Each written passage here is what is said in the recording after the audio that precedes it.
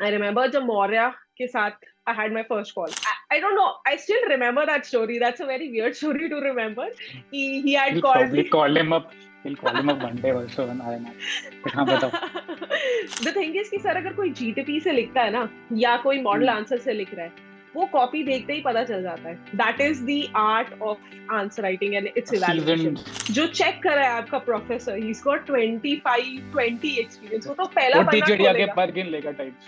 तो ये बताओ, ओके, टूल किट करके भी चीज होती है क्या? Do we also give them some frameworks to tackle some kind of questions? अगर मैं एथिक्स की फर्स्ट बात करूं तो प्रॉपर मतलब एक प्रॉपर टूल किट हमने मतलब प्रॉपर स्ट्रक्चर बना रखे हैं कि सेक्शन ए है basically 3 types of question we seen. Interesting. I didn't know कि इस कॉन्वर्सेशन में सारी बातें हो जाएंगी.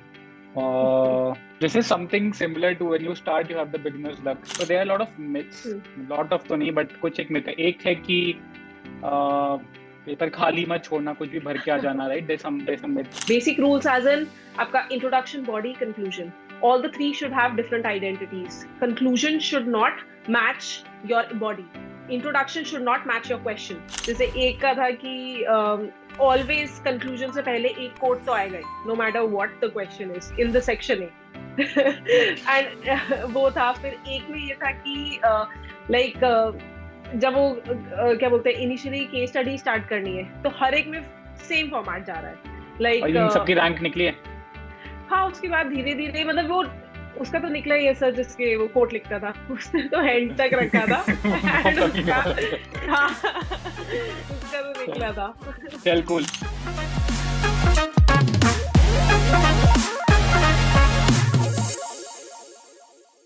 I think we'll keep this thing, and with that we'll start this episode of Raw and Real. So the banter, initial banter was all about, हम discuss कर रहे थे कि जितने रैंकर से सुकन्या ने बात किया आज तक, किसके कौन से तकिया कलाम और कौन से क्वर्क्स हमेशा मेंटेन ही रहे हैं, despite whatever we would have argued the case कि ऐसे मत करो, ऐसे करो.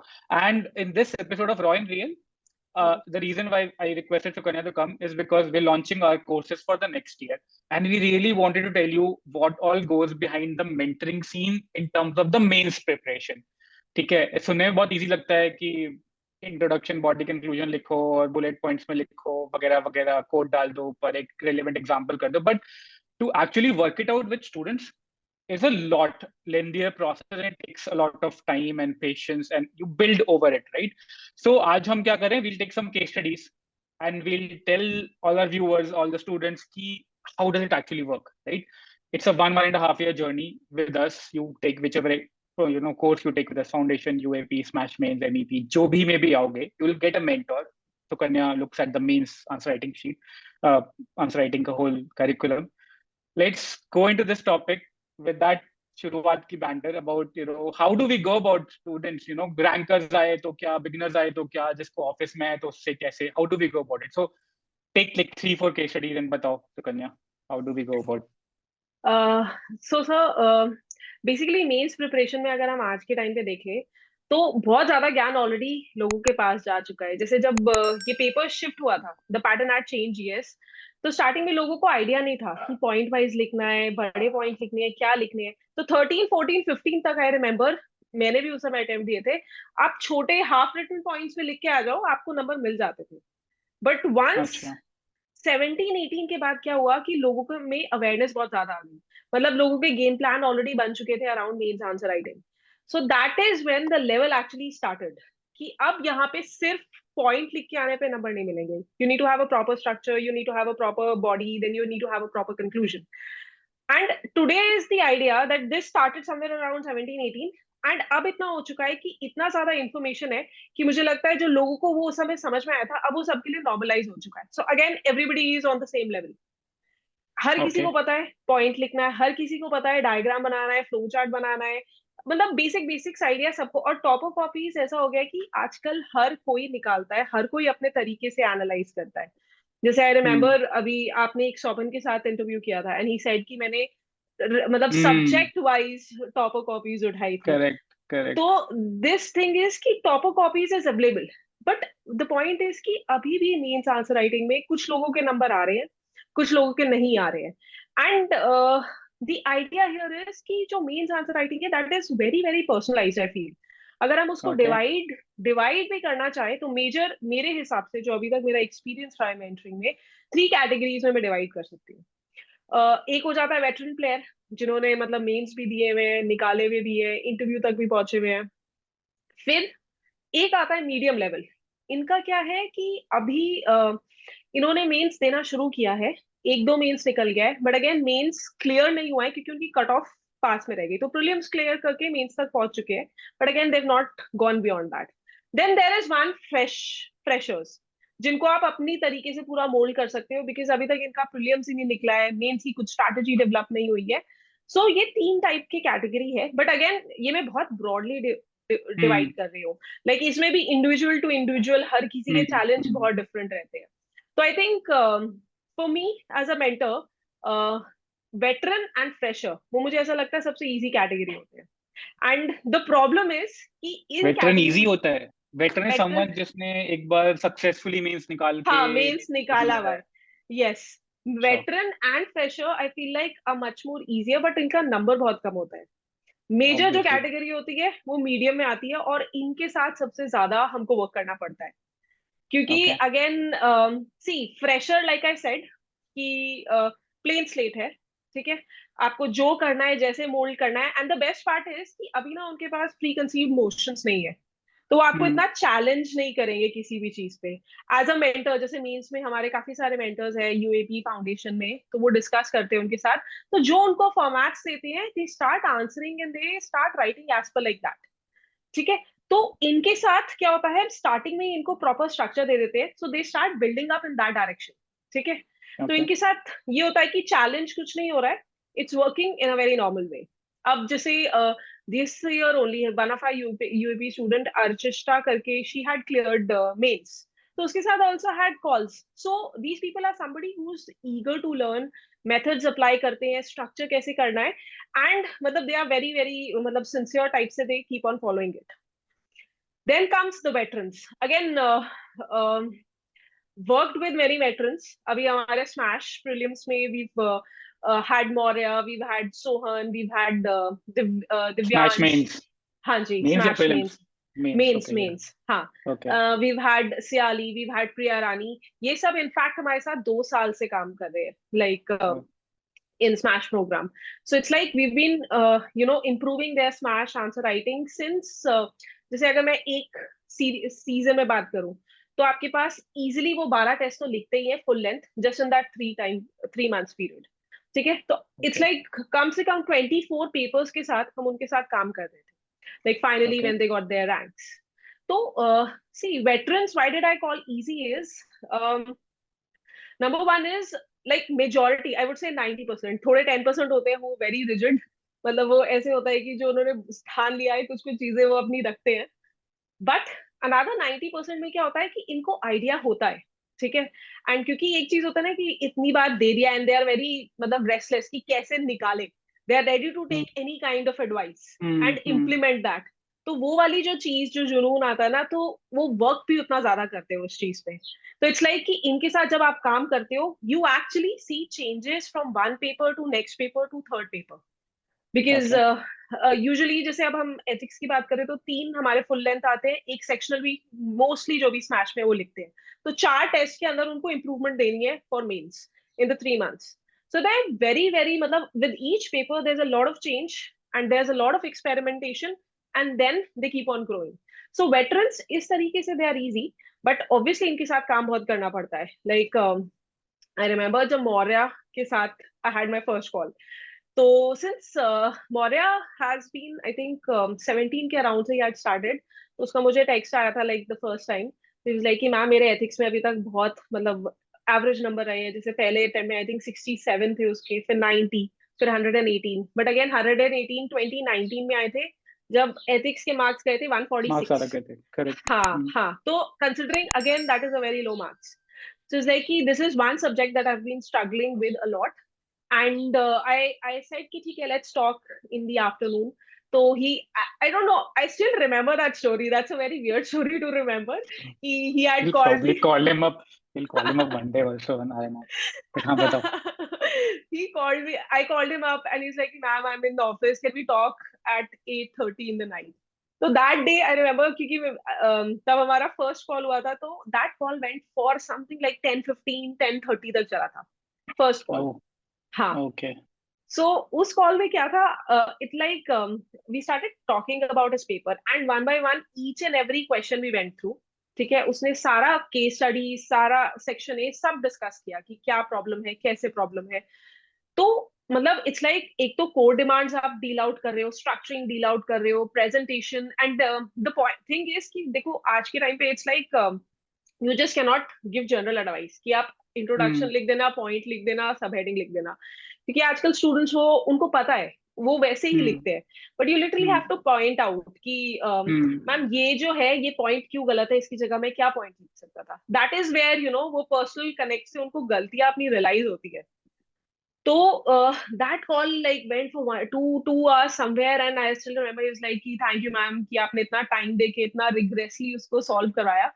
सो द थिंग इज कि usually with veteran players you do take time, ऐसा नहीं है कि दे आर इजी तो मतलब काम बहुत जल्दी हो जाता है, उनके साथ मेहनत लगती है, but they are very eager to pick up and they work Open a to lot. kind of, हाँ।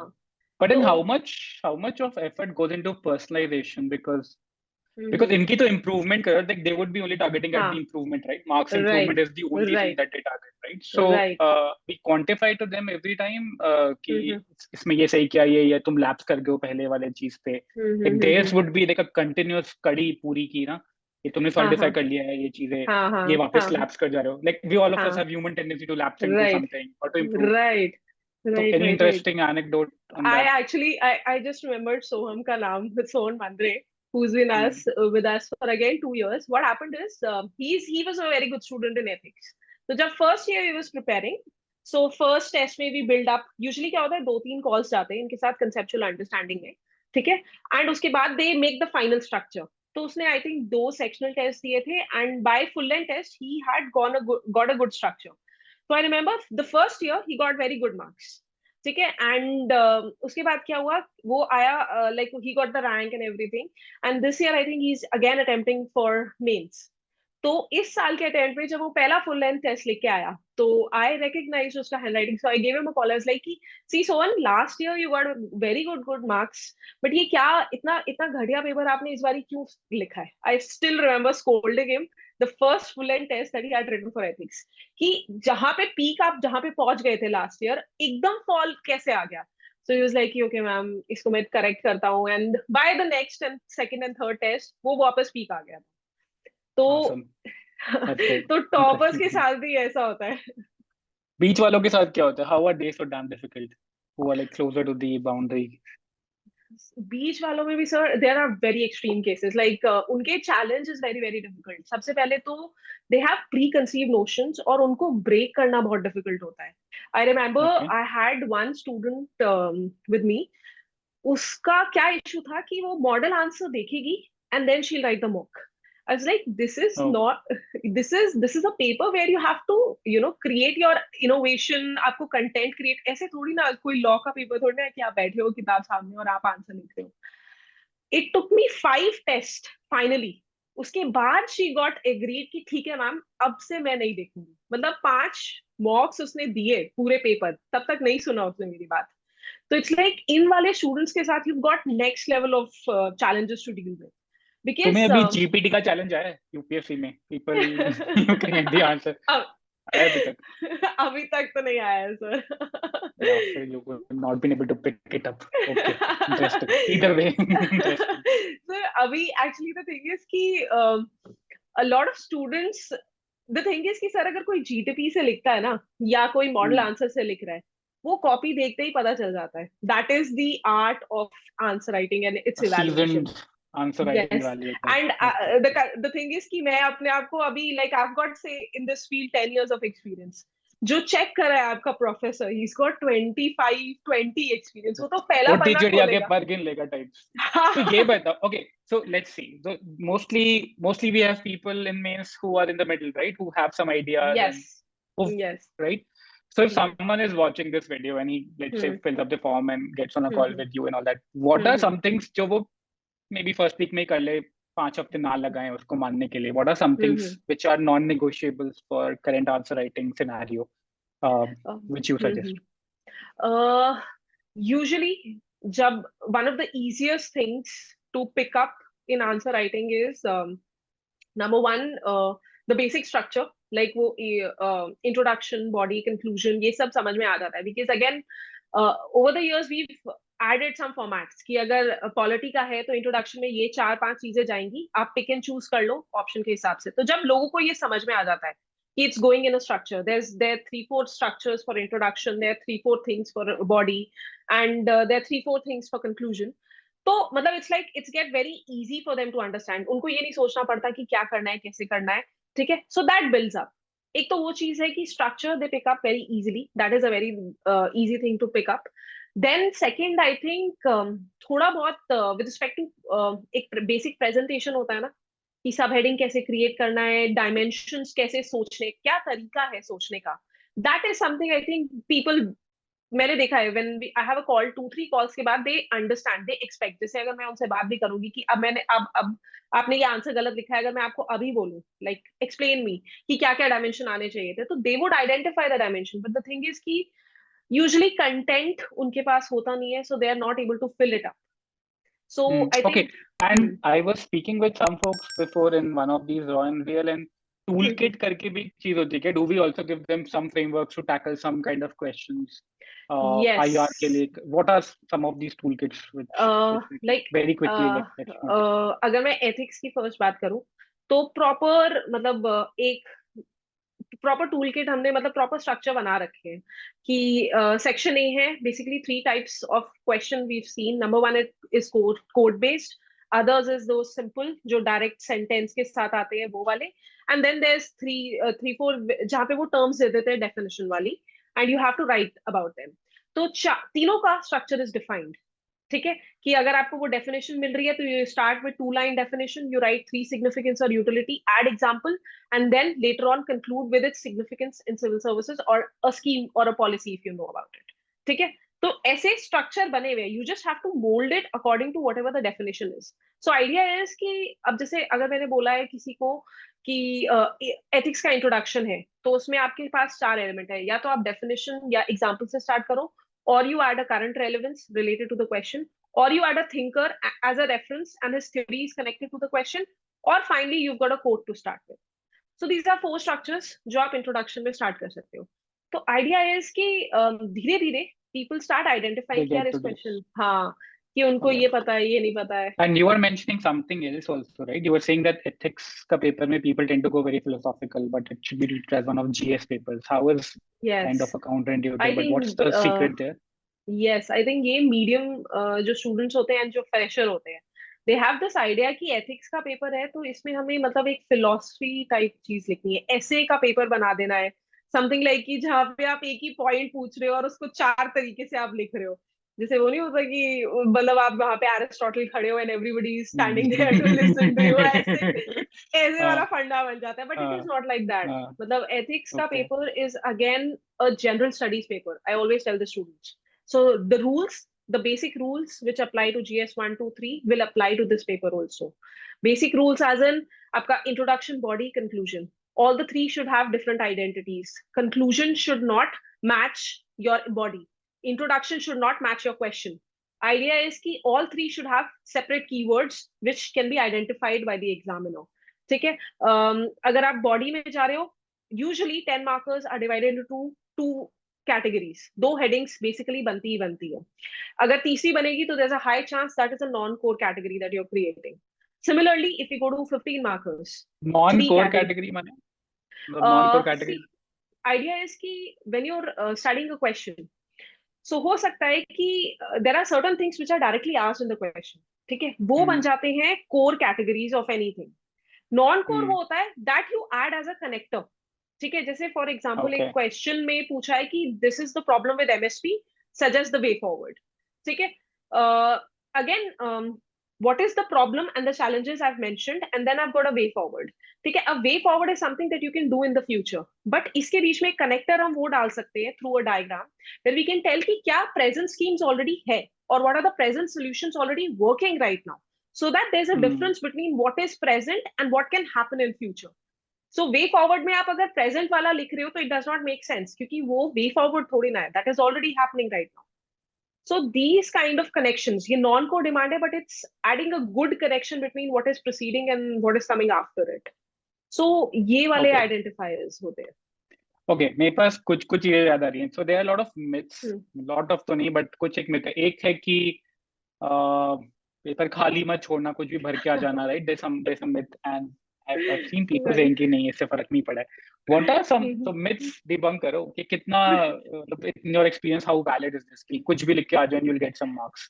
Is it still true? कुछ भी no, this is not true. It's कुछ not भी true. लिख के आने पे no, कुछ भी लिख के आने पे आज के टाइम पे नंबर नहीं मिलते हैं, because Okay. people have become so मतलब उनका writing style have improved so much कि it's like see it's not about कि अगर आप पॉइंट वाइज या पूरी सेंटेंसेस कंप्लीट कर रहे हो, that is not very important here. The idea is your sending the message, it's not redundant कि आप एक ही चीज 4 लाइनों में फिर से कह रहे हो. It's very crisp, it's presented very nicely. तो Okay.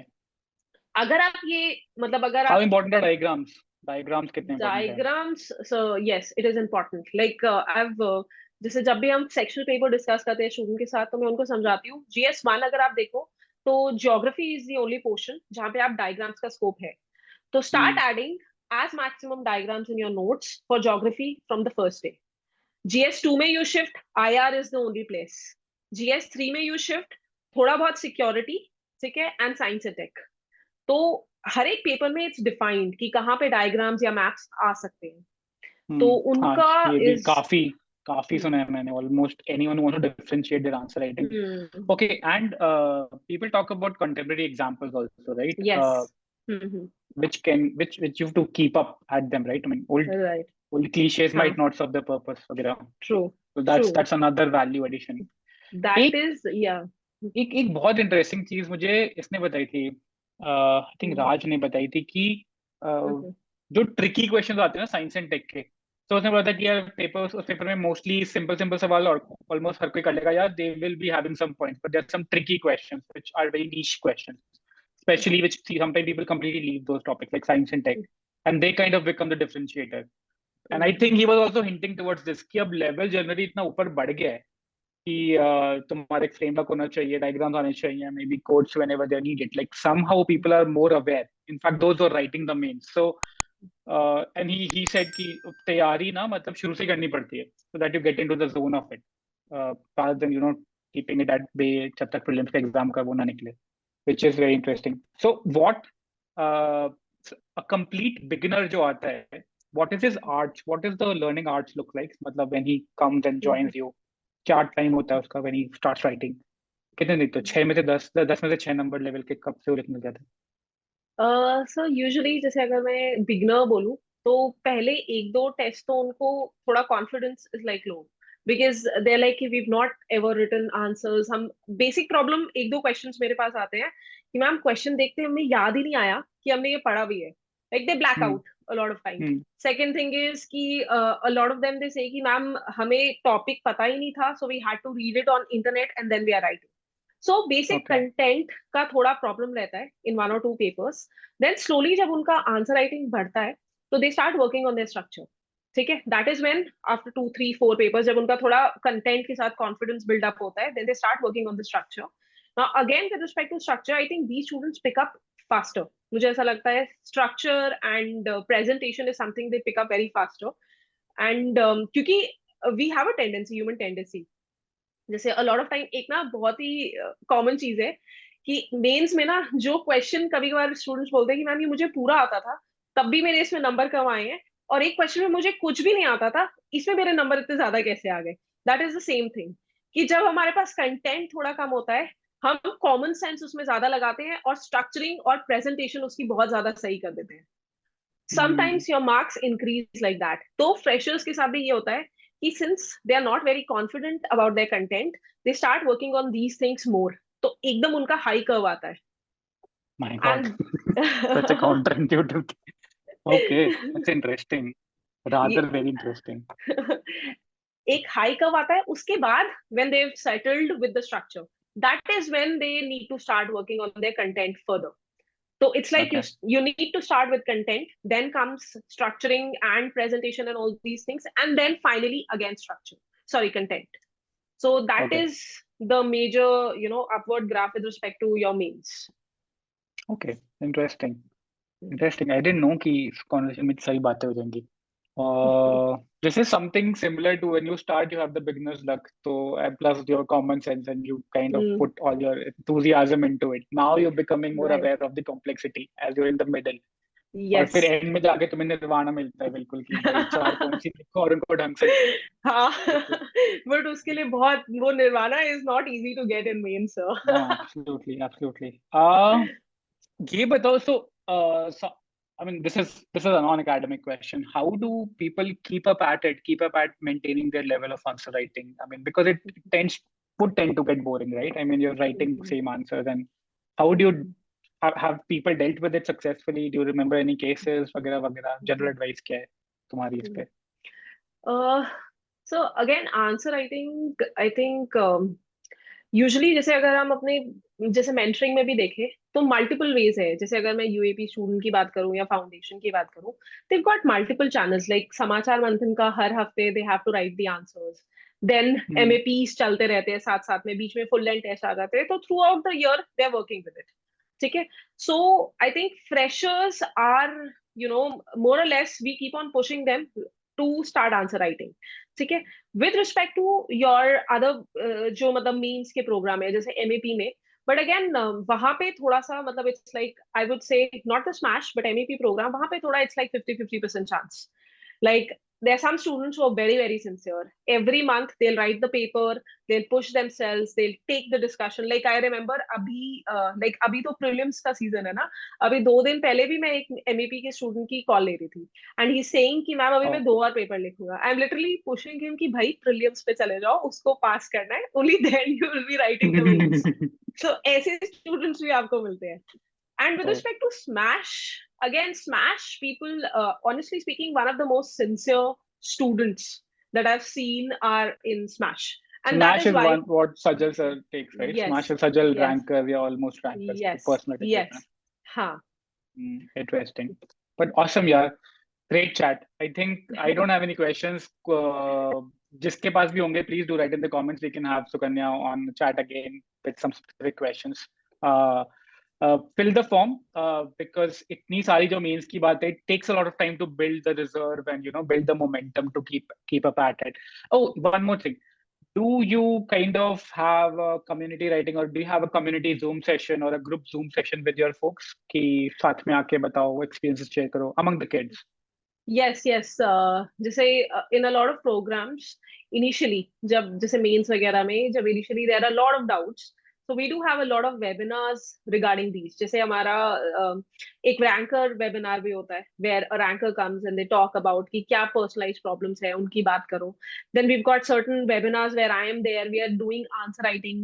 मैं उनको दिखा रही हूँ like I'm solving the question and they do it with me, and उसके साथ उसको वो बताते हैं कि मैम ये मिस्टेक हमारी यहाँ पे. So we have one-on-one discussion उसमें web session में. So yeah, we've got couple of ऐसे Zoom sessions where we work through students in ethics and mains answer writing, बाकी सारे. Cool, awesome. I think a very jam-packed, value-packed video है तो मैंने काफी कम बोला यहाँ पे, and you've been on a very good speed. Awesome, Sukanya. Thanks for taking time out for this. Yeah, you have a webinar or something, right? Scheduled. Yeah. So I have Nikalo prelims that is coming today, and but there's a Zoom webinar also. That is tomorrow. Ranker? 8:30. That's tomorrow. Rankers are actually tomorrow. One of our mains essential program girl only, she's coming there. मतलब she's got selected into Gujarat services. उसका UPSC रह गया था, but उसका Gujarat service में DSP she got. So she was very excited. I remember 1 साल पहले she got selected. तो मैंने उसको ही call किया. मैंने कहा means का एक success story. We'll pick up that and we'll talk about that in the webinar. चलो, awesome. Good luck. Great. चलो, okay, bye sir. Bye.